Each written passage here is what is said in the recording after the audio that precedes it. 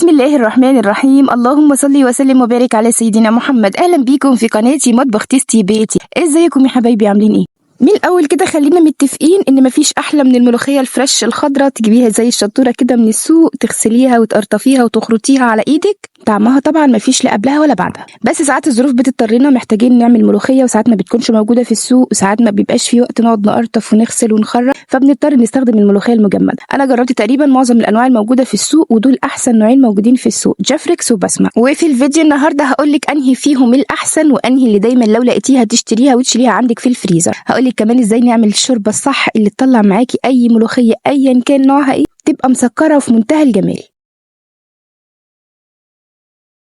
دول يا بنات كيسين الملوخيه بسمه وجافريكس. الكيسين كل واحد فيهم 400 جرام، سعرهم قريب من بعض. الجافريكس ب9.5 والبسمه ب11.5. ليه دايما بقارن بين بسمه وجافريكس؟ لان هم احسن نوعين في الخضار المجمد في السوق، وبالذات في الملوخيه. جربت انواع كتير جدا، طعمهم ابعد حاجه عن الملوخيه، طعم سلق، طعم ورق شجر، ملهمش اي علاقه بالملوخيه. على ظهر كل كيس هتلاقي فيه تنبيه ان انت ما ينفعش تطبخيها غير لما تفك من التجميد. دلوقتي هنيجي نفكهم. انا ما بفكش الملوخيه، ما بسيبهاش تفك في الكيس، لازم بطلعها من الكيس وهي مجمده لسه وناشفه زي الطوبه كده. بطلعها من الكيس واحطها في الحله اللي هطبخها فيها واسيبها لما تفك. ده شكل بسمه من جوه الكيس. شايفه الحاجات البيضه دي عروق الملوخيه. الملوخيه دي فيها عرق كتير، يعني متاخده الورقه بحته من العرق اللي تحتها، مش ورق بس. بالمقص كده وبفتح الكيس وبشرته بالسكينه وهو ناشف من بره كده، بقشر الكيس من عليها كده. اسهل بكتير من ان انت تسيبيها تفك في الكيس وتيجي تطلعيها بعد كده بترمي نصها في الكيس تقريبا، ما بنعرفش نطلعها. بحطها في الحله اللي هطبخها فيها وبركنها لحد ما اعمل كل حاجه بتكون فكت معايا زي الفل كده. اسهل بكتير ما تقعدي تعصري في الكيس ب3 ساعات عشان تنزلي. دي الحله اللي انا هسوي فيها الملوخيه، يدوب بس بغطيها بالغطا بتاعها وبحطها جنبي على رخامه المطبخ لحد ما اخلص، ولا بحطها على النار ولا بحط لها اي حاجه.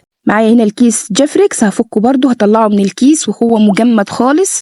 شكل كيس جافريكس من جوه، شكل الملوخيه من جوه، تحسي فيها الورق اكتر من العروق، وكمان لونها اغمق شويه بسيطه عن بسمه. بتطلعيها كده اسهل بكتير يا بنات. حطيها في الحله اللي انت هتطبخيها فيها اول ما تخشي المطبخ خالص، وسيبيها لحد ما تيجي تطبخيها هتلاقيها فكت معاكي كده. اسهل، ما تخليهاش تغلي كتير على النار وتقطع منك. عشان نعمل بقى ملوخيه صح لازم اعمل لها شوربه صح جدا. اول حاجه هبدا معاكي كده ازاي بنغسل الفراخ. الفرخه باخدها تحت الميه، بشطفها من الدم اللي فيها، بشطفها من ريشه زياده طايره عليها، بطلعها بايدي. ما تدعكيش في الفراخ بايدك كتير، كتر الدعك والفرك في الفراخ تحت الميه بيخليها تشرب من الميه الزفره وتخلي طعمها زفر معاكي في الاخر. انا بشطفها شطفه خفيفه بايدي كده. بعد كده بحط حوالي 2-3 ميه، بحط عليهم نص كوبايه ملح، بعصر ليمونتين كبار، وكمان بحط لها نص كوبايه دقيق، نص كوبايه خل، وبقلب بقى الحاجات دي كلها مع بعضها بايدي كده، وافك كلاكيع الدقيق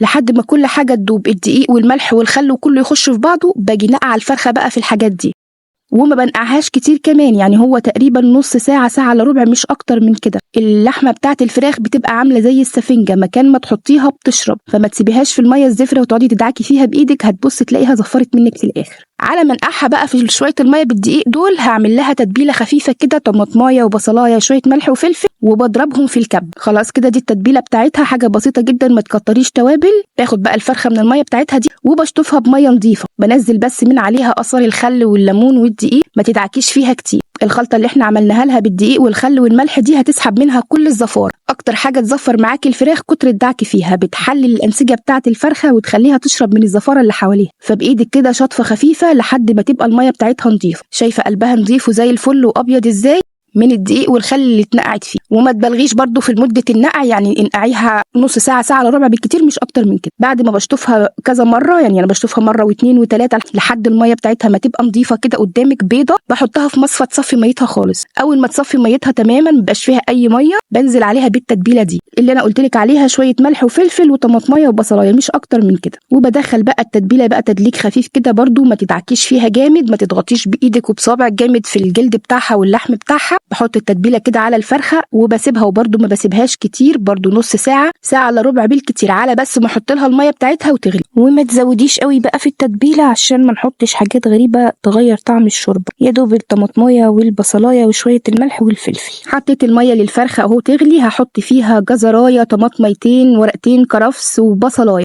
خلي الحله تبقى كبيره شويه عشان تحطي الشوربه وتغلي وتستوي الفرخه فيها براحتها، وما تكتريش الميه قوي عشان الشوربه ما تطلعش معاكي خفيفه وصيصه في الاخر. حطي بقى البصل والجزر والكرفس والطماطم، معلقتين ملح، نص معلقه فلفل اسمر وبس. عشان تاخدي شوربه حلوه قللي توابل وكتري الخضار فيها. هنزل بقى بالفرخه، هحط هنا كمان فصين حبهان. النار بتبقى عاليه لحد الفراخ ما تبدا تغلي وتاخد غلوه واتنين كده، وبوطي عليها واسيبها تستوي على درجه حراره قليله جدا. بوطي بقى عين البوتاجاز خالص زي الشمعه كده لحد الفراخ ما تستوي. انا هنا الفرخه استوت. اول حاجه تطلعيها على طول من الشوربه، ما تسيبهاش في الشوربه السخنه، سواء هتطبخيها دلوقتي او هتركنيها شويه، ما تسيبهاش في الشوربه السخنه، بتطلعيها وتركنيها على جنب. وبغطي على الشوربه وبسيبها تغلي كمان 10 دقائق ربع ساعه وهي فاضيه كده تقصر وتتركز معايا. التركه دي حلوه جدا يا بنات، وهتديكي شوربه جميله جدا تعملي بيها اي اكل، هتبقى معاكي زي الفل. الملوخيه هنا فكت، بصي كده من الجنب هتلاقيها جايبه شويه ميه، الكيس فاصل بس بشويه ميه. الجيفريكس مش كده، هي البسمه بس من الجنب كده لقيت فيها شويه ميه، والاتنين فكوا معايا وبقوا زي الفل جاهزين دلوقتي نطبخهم. لو الملوخيه ما فكتش معاكي كده ما تطبخيهاش، استني عليها لما تفك خالص. ما ينفعش ترفعيها مجمده على النار، تحطي الشوربه السخنه وتحطيها على النار على اساس تفك وتستوي مره واحده. بصي تلاقيها اسودت وسقطت منك. طشه الملوخيه بقى 7-8 فصوص توم كده لكل كيس، هدقهم في الهون. احلى حاجه للتوم بتاع الملوخيه ان انت تدقيه في الهون.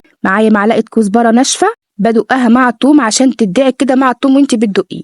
التوم بتاع الملوخيه زي ما قلت لك لازم تدقيه في الهون، لا ينفع معاه الهراسه ولا تعمليه في الكبه ولا الكلام ده كله. عشان تاخدي طعم التوم والتقليه بتاعتها تبقى صح لازم تدقيها في الهون كده. حطيت التوم وهحط عليه معلقه كزبره ناشفه، ويا سلام بقى لو لسه مطحونه حالا فريش كده مش مركونه، مطحونه عندك في المطبخ. نص معلقه ملح ودقيه. هاخده بقى دقه ونرجع نعمل الملوخيه. ده يا بنات كيس بسمه، انا بحط الشوربه شويه بشويه وبقلب. هو مكتوب على الكيس انها بتاخد مجين، بتاخد كوبايتين ل3 كوبايات شوربه. انا مش هلتزم باللي على الكيس، انا هحط بالنظر كده وهقلب لحد ما ياخد القوام اللي انا عايزاه.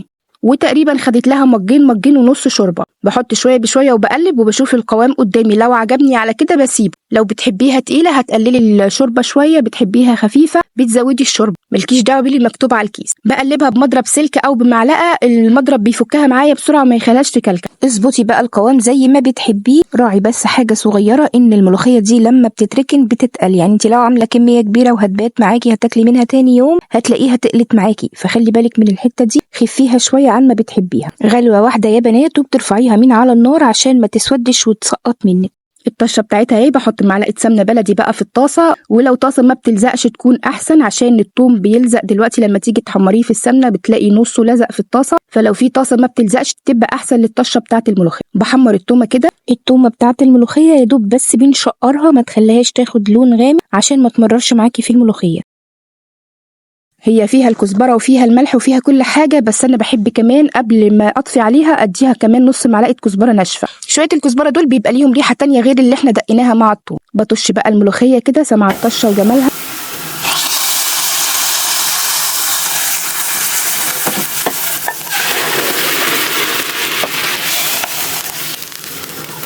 شايفه لون الملوخيه البسمه لونها مزهزه قوي وخضره فاتحه شويه عن ملوخيه جيفريكس، والعرق طبعا بتاعها والقوام انت اللي بتتحكمي فيه. شايفه جميله ازاي كانها لسه مخروطه حالا، مش باين ان هي مجمده. وده الجيفريكس برضو بحط الشوربه شويه بشويه وبقلب لحد ما اظبط القوام على ذوقي.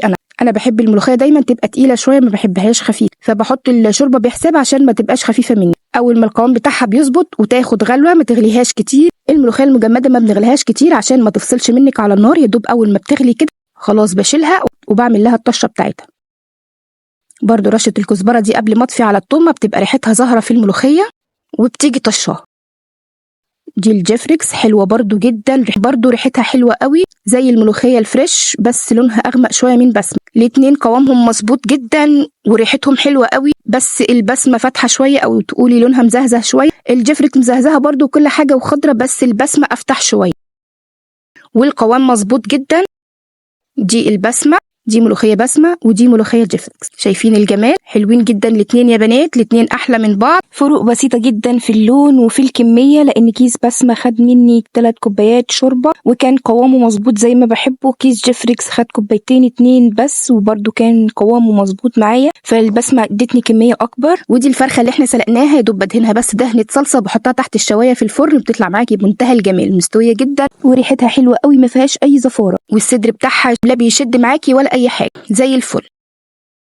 الخلاصة بتاعت الفيديو، لو مفيش جيفريكس اشتري بسمة، لو مفيش بسمة خدي جيفريكس، لو بسمة وجيفريكس قدامك اشتري بسمة، لأن بسمة في الملوخية أحلى بكتير من الجيفريكس، طعمها أقرب حاجة للملوخية الطبيعي. جيفريكس ممتازة برضو طعمها حلو جدا، بس البسمة أحلى، تحسيها ملوخية طبيعي مسكرة كده جاية من أرض حلوة. عشان تظبطي الملوخية وتطلع معاكي حلوة لازم تظبطي الشوربة بتاعتها، تبقى دسمة وحلوة ما فيهاش أي ريحة وحشة، ما فيهاش أي توابل غريبة تغير طعمها. بس كده حبايبي، ده الفيديو بتاعي النهارده، يا رب الفيديو يكون عجبك. لو عجبك الفيديو اكتبي لي رأيك في الكومنتات، وما تنسينيش بقى باللايك والشير وسبسكرايب وتفعيل زر الجرس للقناة لو محتوى قناتي بيعجبكم. والسلام عليكم ورحمة الله وبركاته.